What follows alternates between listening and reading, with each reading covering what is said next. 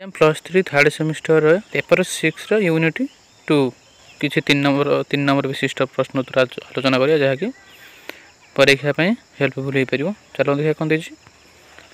प्रथम देछि इंग्लैंड भूगोलिक स्थिति शिल्प विप्लव को उत्साहित कर प्रमाण कर।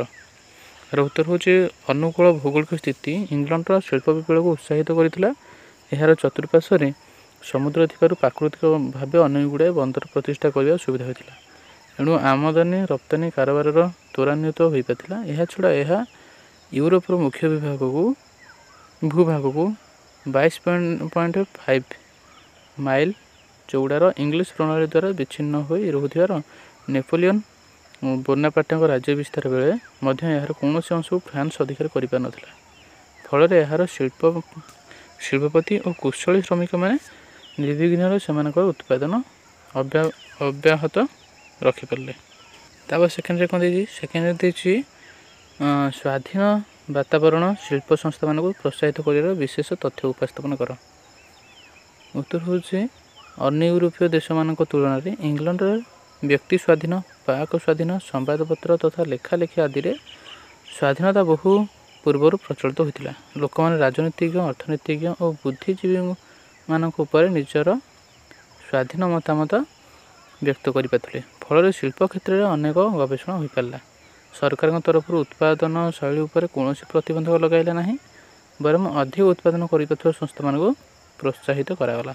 एणु नूतन शैली उत्पादन करने प्रणाली उद्भावन करा इंग्लैंड शिल्प विप्लव जन्म। देखिए कौन देखिए ब्रिटिश उपनिषदवाद शिल्प विकास में सहायता होइथिबार विवरणी प्रदान कर। उत्तर हूँ पृथ्वीर विभिन्न प्रांतर थी इंग्लैंड उपनिवेश गुड़िक यार शिल्प विकास सहायक होता। कारण यही उपनिवेश गुड़िकर सहज और सस्तार इंग्लैंड कारखाना गुड़िक कंचामाल संगृहीत हो पाता। एठार उत्पादित सामग्री गुड़िक हो पारा।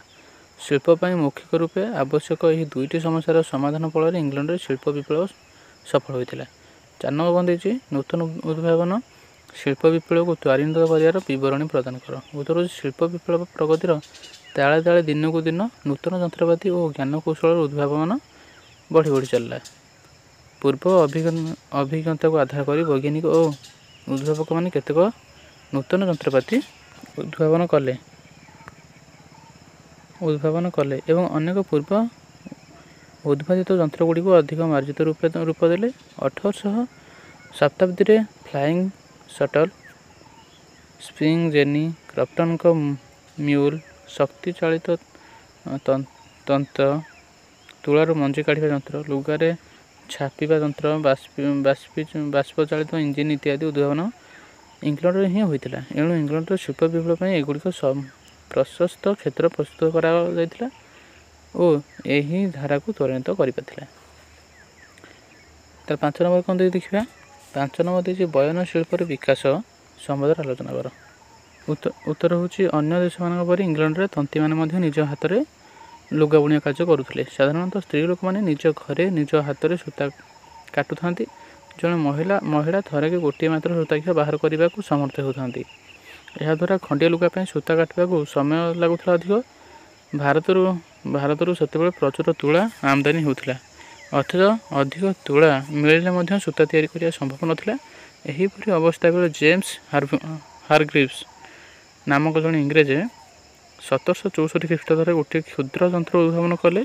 ताहार नाम निज पत्नी नाम अनुसार रखा जोटा हूँ स्पिनिंग जेनी पत्नी ना रखिले। प्रथम यही जंत्र द्वारा एकाथरक गोटे सूताक्षी प्रस्तुत करा। यही जंत्र को उन्नत करने को एकाथरक 100 सूताक्षी बाहर करिहेला। यह द्वारा सूता तैयारी काम सहज हो उठला। स्पिनिंग जेनी थिला गोटे क्षुद्र उद्भावन किंतु यार परिणाम थिला चमकप्रद। तार पावर लूम कौन देखा। पावर लूम उद्भावन संपर्क में आलोचना कर। उत्तर हूँ जिते सूता उत्पादन बढ़ी चलला से तंती मान लुगा बुणा कार्य सहज और क्षिप्र करने उद्भावक मैंने चिंता कले। यही समय अत्यंत तंती मैंने निज हाथ में चाकुड़ी बा कंटा द्वारा लुगा तैयारी करते।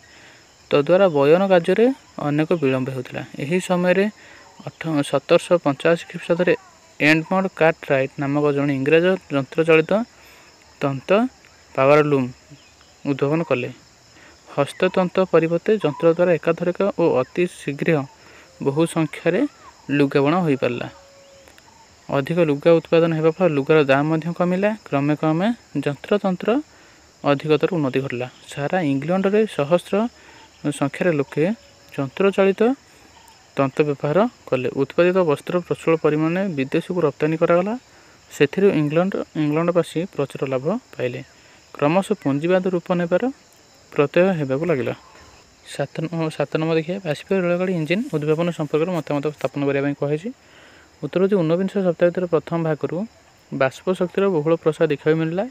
ଏହି ଶକ୍ତି ବିଭିନ୍ନ କ୍ଷେତ୍ରରେ ପ୍ରୟୋଗ କରାଗଲା। ବିଶେଷତଃ ପରିବହନ କ୍ଷେତ୍ରରେ ବାଷ୍ପ ଶକ୍ତି ଦ୍ୱାରା ଯୁଗାନ୍ତକାରୀ ପରିବର୍ତ୍ତନ ସଂଘଟିତ ହେଲା।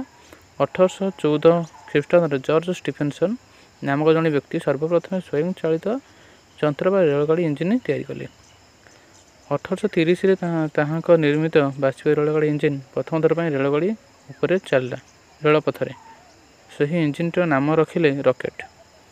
ଲିଭରପୁଲଠାରୁ ମାଞ୍ଚେଶ୍ୱର ପର୍ଯ୍ୟନ୍ତ ନିର୍ମିତ ହୋଇଥିବା ରେଳପଥ ଉପରେ ସେହି ଇଞ୍ଜିନ୍ ଯାତ୍ରା କରି ଦର୍ଶକଙ୍କୁ ଆଚମ୍ବିତ କରିଥିଲା।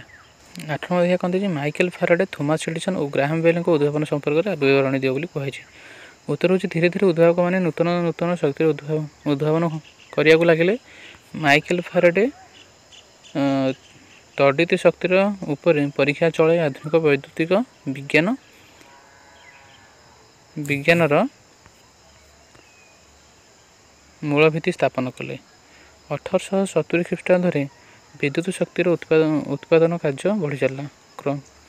କ୍ରମେ କ୍ରମେ ବିଦ୍ୟୁତ ଉତ୍ପାଦନ ଯନ୍ତ୍ରଗୁଡ଼ିକର ଉନ୍ନତି ସାଧନ କରାଗଲା।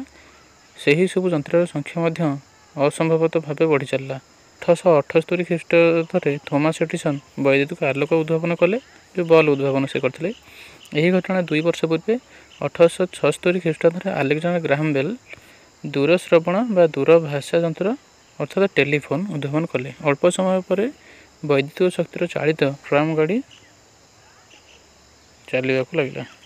ମନ ଦେଖିବା କ'ଣ ଦେଇଛି, ମାର୍କୋନିଙ୍କ ଉଦ୍ଭାବନ ସମ୍ପର୍କରେ ଆଲୋଚନା କର ବୋଲି ଦିଆହେଇଛି।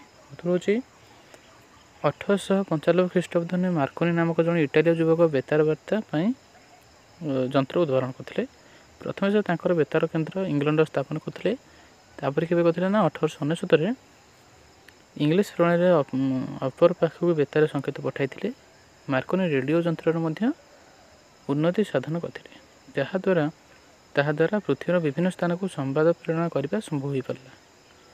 10 ନମ୍ବର ଦେଖିବା, ଉଡ଼ାଜାହାଜ ନିର୍ମାଣ କ୍ଷେତ୍ରରେ ରାଇଟ୍ ଭ୍ରାତୃଦ୍ୱୟ ରାଇଟ୍ ବ୍ରଦର୍ସ ଯେଉଁ ଦୁଇ ଜଣ ଥିଲେ ତାଙ୍କର କ'ଣ କେମିତି ସବୁ ରହିଛି ଆମେ ଆଲୋଚନା କରିବା।